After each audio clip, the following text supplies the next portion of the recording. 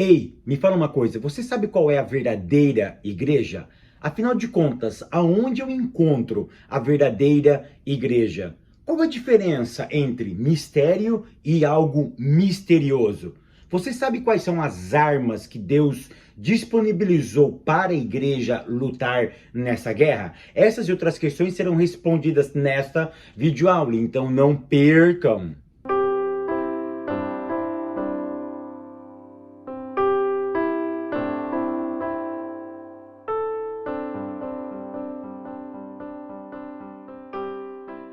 A paz, queridos, que bom estarmos aqui novamente no nosso programa semanal da Escola Bíblica Dominical para darmos sequência na nossa série de estudos bíblicos baseado no tema A Igreja de Cristo e o Império do Mal. Para quem não me conhece, eu sou o pastor Fábio Segantin. Se você é novo aqui no nosso canal, não perca essa oportunidade, porque aqui do lado tem um botãozinho vermelho, clica nele e se inscreva, porque toda semana temos um vídeo novo aqui no nosso canal. E se você for um inscrito, o YouTube vai lhe avisar quando eu postar algo novo no nosso canal. E não esqueça também de curtir esse vídeo, de deixar o seu comentário e de compartilhar, porque isso é muito importante para nós. Vamos lá? Lição de número 12, que tem como título Sendo a Igreja do Deus Vivo. A leitura bíblica em classe se encontra na primeira carta de Paulo a Timóteo, capítulo 3, do verso 14 até o verso 16, e depois a gente dá um pulinho na carta de Paulo aos Efésios, capítulo de número 5, do verso 25 ao 27, e depois vamos ler o verso de número 32. Não esqueçam, todas segundas-feiras, 7 horas da manhã, o vídeo já estará no ar. E eu preparei também, já está aqui em cima, já está aqui embaixo, uma pregação imperdível, onde eu falo sobre temperamento. Tá? Você precisa ouvir essa pregação, ela é algo impactante, ela é algo que eu tenho certeza que vai modelar, que vai dar direcionamento para a tua experiência espiritual. Então vamos lá, tópico primeiro, que tem como título A Natureza da Igreja do Deus Vivo. Ponto 1. O que é a Igreja do Deus Vivo? A Igreja do Deus Vivo, ela é a casa do próprio Deus. Olha o que diz em 1 Timóteo capítulo 3 e o verso de número 15. Mas, se tardar, para que saibas como convém andar na casa de Deus, que é a igreja do Deus vivo, a coluna e firmeza da verdade. Então olha que Paulo está nos afirmando, que a igreja, ela não é especificamente um local físico. O que é a igreja? Ela é a morada do eterno. Ou seja, é um lugar onde Deus mora. É um lugar onde ele habita. É um lugar onde ele tem relacionamento. Porque quando você ouve a palavra casa, você tem que associar ela à moradia. E aonde tem moradia, tem relacionamento. Os seus moradores se assentam. Os seus moradores têm que conviver entre si. Os seus moradores têm que criar um ambiente onde aquele ambiente proporciona ou ele viva à altura do nome daquele empreendimento. Então como que chama esse empreendimento? Como que chama essa casa? Morada do Altíssimo, casa de Deus. Ou seja, se ali é a casa de Deus, ali tem que ter regras. Ali tem que ter uma maneira de viver diferenciada, ou na verdade, no padrão do seu dono.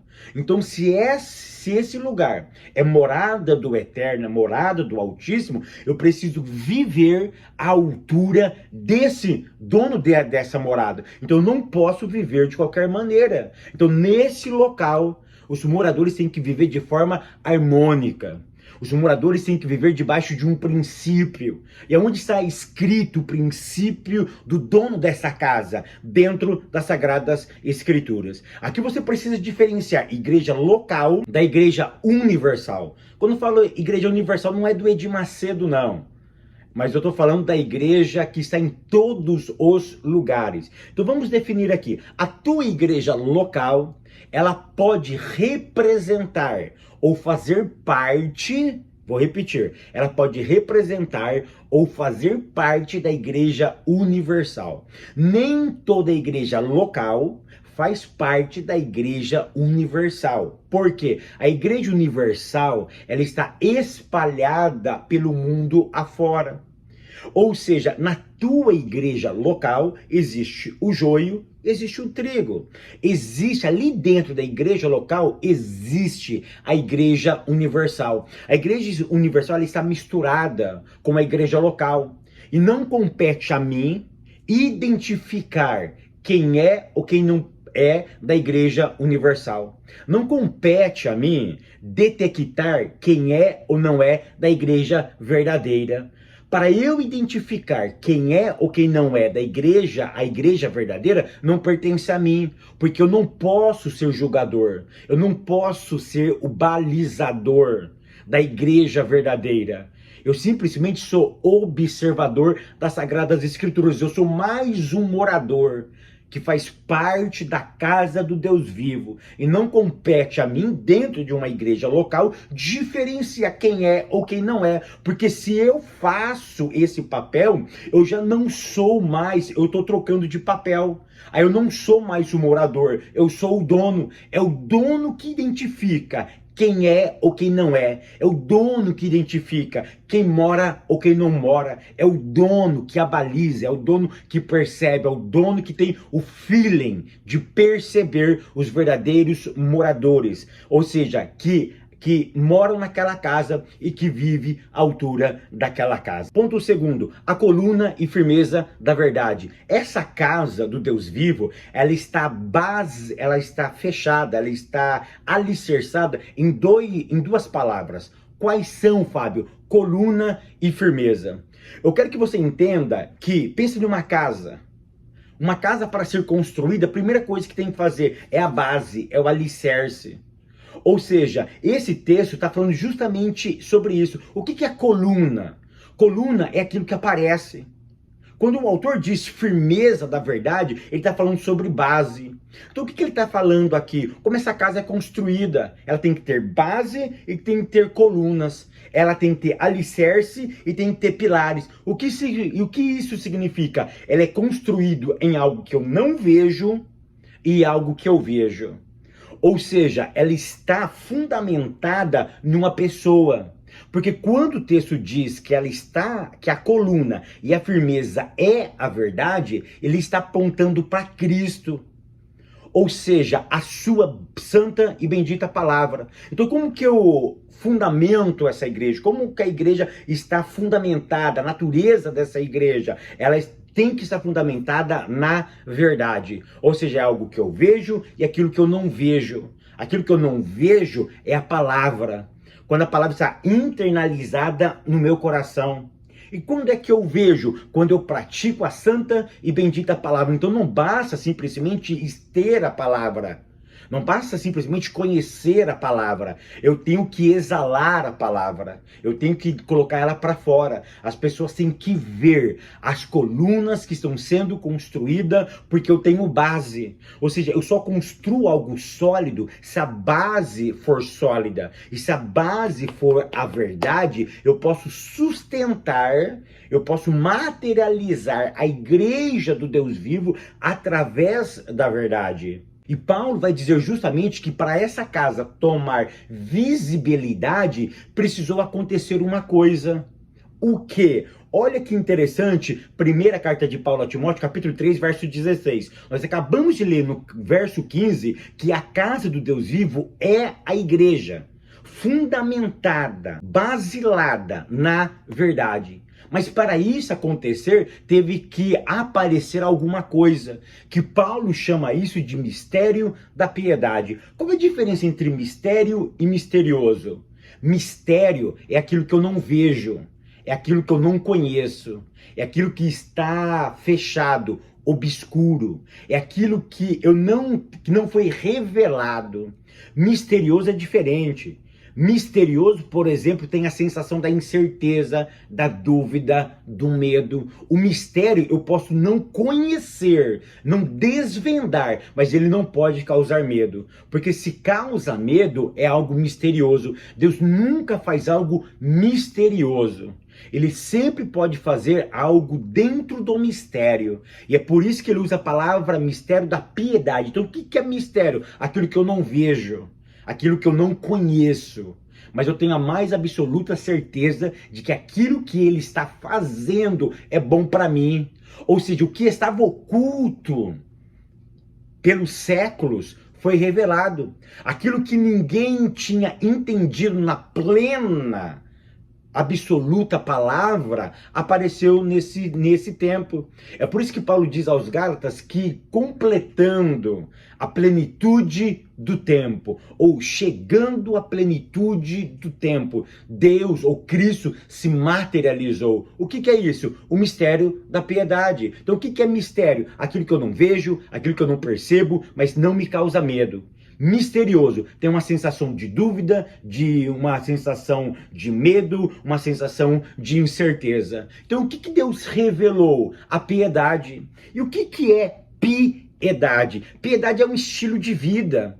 E em quem foi materializado o estilo de vida que a igreja deveria andar? Na pessoa de Cristo. Ele é a expressão exata de um estilo de vida que o céu se agrada. Cristo não veio trazer uma nova religião. Ele não veio trazer uma nova placa, ele veio trazer um novo estilo de vida. Ele veio nos libertar, ele veio mostrar que é possível o ser humano viver a sua humanidade na plenitude dessa palavra. Foi isso que Cristo veio trazer. Ele não trouxe uma nova religião, ele não trouxe uma nova placa. É por isso que eu sempre digo, nós não precisamos de novas igrejas. Eu não preciso abrir uma igreja. Eu não preciso que igrejas sejam abertas. Eu preciso sim que pessoas vivam à altura do evangelho. Eu preciso que pessoas tenham um estilo de vida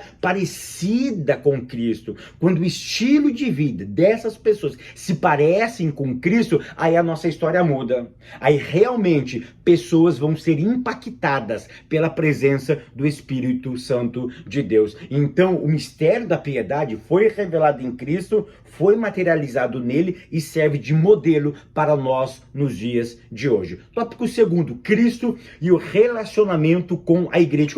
Como que Cristo se relaciona com a igreja? Através de duas maneiras, basicamente. Santificação e purificação. Qual é a diferença entre santificar e purificar? Preste atenção. Santificar é o ato de Deus separar você para alguma coisa. Ele chama você e coloca você do lado. O que é purificação? Purificação é como que você se mantém santificado. Ou seja, se santificação é separado, como que eu me mantenho nessa posição? Se purificando. Porque santificação é um processo que Deus faz. Ele te separa das trevas e te coloca na luz. Quem mantém você na luz, aí é um pacto, aí é uma dicotomia, aí é uma junção, é um casamento entre você e o Espírito Santo, entre você e a palavra. Você se mantém separado e esse processo de manter separado é um processo diário. Se é um processo diário, nós chamamos isso na tradição bíblica de purificação, porque purificação é um ritual. É por isso que Paulo vai dizer lá na carta aos Efésios que o marido deve purificar a mulher na lavagem da água, ou seja, todos os dias. A ideia de purificação é uma ideia diária. Deus nos santifica, Deus nos separa. E o que mantém nós santos, o que nos mantém separado é um ritual que dura a vida inteira, que dura todos os dias. Então o que é santificar? Quem é que te santificou? A cruz. A cruz te colocou num outro patamar. E o que te mantém nessa santificação? É a palavra. A palavra tem o poder de purificar a nossa vida. É por isso que o salmista, ele vai dizer o seguinte: como que o mancebo se manterá no caminho? Como ele vai continuar se purificando das suas atividades diárias, das suas atividades pecaminosas, observando as sagradas escrituras? Quando eu observo a palavra, eu estou me purificando. Ponto 2, gloriosa e irrepreensível. Como que Deus se manifesta, como que Deus se relaciona com a igreja? De forma gloriosa e irrepreensível. Então qual é o objetivo da santificação? Te colocar ao lado. Mas para quê? Para que ele te separa? Para você ficar isolado do mundo e de todos? Não é essa a ideia. A ideia não é de um mosteiro. A ideia não é de um monge, onde você vive isolado. Agora eu não vou mais para a escola, não trabalho, eu não convivo ou eu não fico mais aonde o ímpio está. Existe diferença entre conviver e ter um relacionamento profundo. Você precisa conviver com essas pessoas porque, olha o que Jesus disse, Pai, eu te peço não que o Senhor os tire do mundo, mas que o Senhor os livre do mal. Então estar aqui é conviver com eles. Se relacionar e parecer com eles é completamente diferente. Então olha que interessante, Deus te separa para algo e a santificação ou a purificação te mantém nesse algo. Então se você foi separado para viver para Deus, continue observando as Sagradas Escrituras, porque ela te manterá nesse estado de separado para glorificar o nome de Jesus. Tópico terceiro, as armas da igreja do Deus vivo. Quais são as armas que Deus entregou para a igreja se manter verdadeira? Ponto 1, o zelo pela verdade. Querido, anota isso, coloca isso no outdoor, coloca isso na parede da sua casa. O evangelho é a única ferramenta para um viver piedoso. Não existe outra maneira de viver o evangelho, não existe uma outra maneira de viver sem o evangelho. O evangelho é a única ferramenta. O evangelho é a única arma que nós possuímos para um viver piedoso. Porque se eu quero me parecer com o Cristo, eu preciso ter o evangelho como base. E aqui não vale outras coisas. Aqui não vale psicologia, não vale filosofia, aqui não vale nenhuma ferramenta humana que substitui o evangelho. O evangelho é a base, o evangelho é o cerne, porque todas as outras filosofias ou todas as outras ciências têm que passar pelo viés da palavra. Ou seja, se essas ciências não conversarem com as Sagradas Escrituras, ela não vai cumprir o propósito de Deus na sua vida, porque a igreja é a fiel depositária dessa verdade. Então eu não posso ficar trocando o evangelho por outra coisa. O evangelho tem que ser a minha única ferramenta indispensável que me aproxima de Deus. Depois que você tem essa verdade na sua mente, aí sim as outras coisas vêm como acessórios. As outras coisas não vêm para substituir. O problema é quando eu substituo o evangelho por filosofia, o evangelho por teologia, o evangelho por psicologia, o evangelho por terapia. Se eu substituo o evangelho, aí eu estou mudando toda a estrutura da minha história. Porque olha o que Paulo diz em Romanos capítulo 1, verso de número 16. Eu não me envergonho do evangelho. Por quê? Porque ele é o poder de Deus para a minha salvação. Ele é o poder de Deus para todos aqueles que nele crê. O evangelho é a base. O evangelho que dá sustentabilidade para a minha experiência espiritual. Substituir o evangelho é uma loucura. Substituir o evangelho é assinar o seu atestado de óbito. Substituir o evangelho é dizer para Deus que nos entregou, que eu não preciso dele e que eu sou autossuficiente para manter a minha própria existência. Substituir o evangelho é literalmente rasgar a cédula que ele nos deu e que ele pagou toda a dívida na cruz do Calvário. Que o evangelho possa reacender nos nossos corações e na nossa experiência de vida. Ponto 2. Qual é a outra arma que nós temos para lutar? Essa arma é a arma do ensino. Olha o que Paulo diz em Timóteo, em 1 Timóteo capítulo 3, verso 2. Ele vai falar sobre as qualidades de um obreiro, a qualidade de um líder. E no final, ele termina dizendo que esse líder tem que ser apto para ensinar. Ensinar o quê? Então presta atenção no que eu vou te dizer. Ensinar as Sagradas Escrituras. Esse líder que vai ministrar, que vai lidar com o evangelho, ele tem que trabalhar 3 coisas. Primeiro, compreender as Escrituras. Segundo, defender a ortodoxia. E terceiro, refutar as heresias. Então, olha que interessante, eu preciso compreender as Escrituras. Então eu preciso entender, se eu não sento para aprender, eu não levanto para ensinar. Compreender as escrituras é fundamental para que eu possa determinar como vai ser a minha experiência cristã. Depois que eu compreendo, agora eu vou defender o quê? A ortodoxia. Eu vou defender a verdade. E depois que eu defendo a verdade, eu vou começar o quê? Refutar as coisas erradas. Eu vou refutar as heresias infiltradas dentro das nossas igrejas. Uma outra coisa que um líder tem que fazer é o seguinte, porque um verdadeiro líder vocacionado, ele não cede a três coisas. Primeiro, ao liberalismo religioso, ao ecumenismo e ao sincretismo religioso. O que nós estamos vendo hoje são líderes vocacionados abrindo mão da ortodoxia, abrindo mão da defesa da fé e se entregando ao liberalismo religioso. O que é isso, Fábio? Deus não faz mais milagre. Nós somos o centro, nós somos o ponto central para reger a nossa própria história. Eu coloco Deus como um espectador e eu não preciso dele para interferir na minha existência, porque milagres não existem mais, sendo que o ser humano é capaz de resolver todas as suas problemáticas. Ou seja, isso é liberalismo teológico. Ecumenismo, afinal de contas, tudo leva a Deus.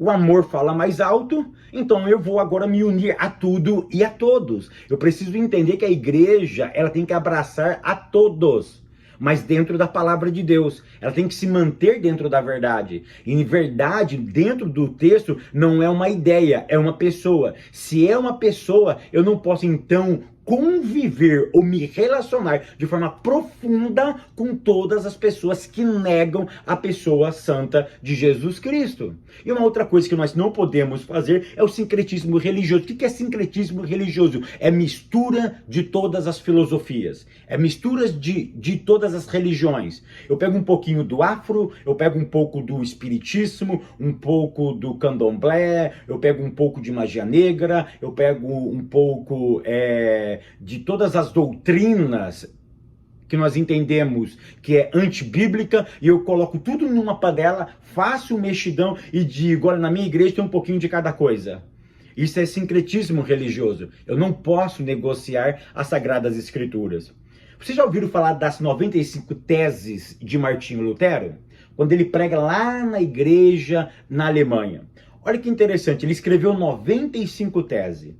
Na tese de número 54, Martinho Lutero escreveu assim: ofende-se a palavra de Deus quando, em um mesmo sermão ou em uma mesma pregação, se dedica tanto ou mais tempo às indulgências do que a ela. O que Martinho Lutero estava revoltado? Que naquela época, nos púlpitos, eles falavam mais das indulgências do que o evangelho. Você percebe que hoje estamos no mesmo tempo? Nós estamos vivendo a mesma época. O evangelho está sendo dividido nos nossos púlpitos por teologia, por psicologia, por filosofia, por desenvolvimento pessoal. Ou seja, nós estamos misturando evangelho com ferramentas humanas. E lá na época de Martinho Lutero, há mais de 500 anos atrás, 520 anos atrás, já tinha essa ideia, já tinha esse problema. Ou seja, estava sendo dividida, o evangelho estava sendo dividido nos púlpitos da igreja com uma indulgência, com religiosidade, com ferramentas humanas que ligavam o homem aos céus. E se eu não tomar cuidado, nós vamos entrando por essa onda e nós vamos dando mais valor a qualquer tipo de filosofia humana do que o verdadeiro evangelho. Eu preciso entender uma coisa, que o que muda as pessoas, o que impacta, o que dá sentido às pessoas ainda é o evangelho. Como dizia Matthew Henry, nós precisamos voltar ao bom e velho caminho. Para Matthew Henry, o que é o bom e velho caminho? É o caminho de Jesus, aquilo que Jesus disse lá no capítulo 14, verso 16: eu sou o caminho, a verdade e a vida. Que possamos resgatar o verdadeiro evangelho acima dos púlpitos dentro da nossa vida. Que o Eterno continue te abençoando, te prosperando. Eu te espero no próximo vídeo, querendo Deus.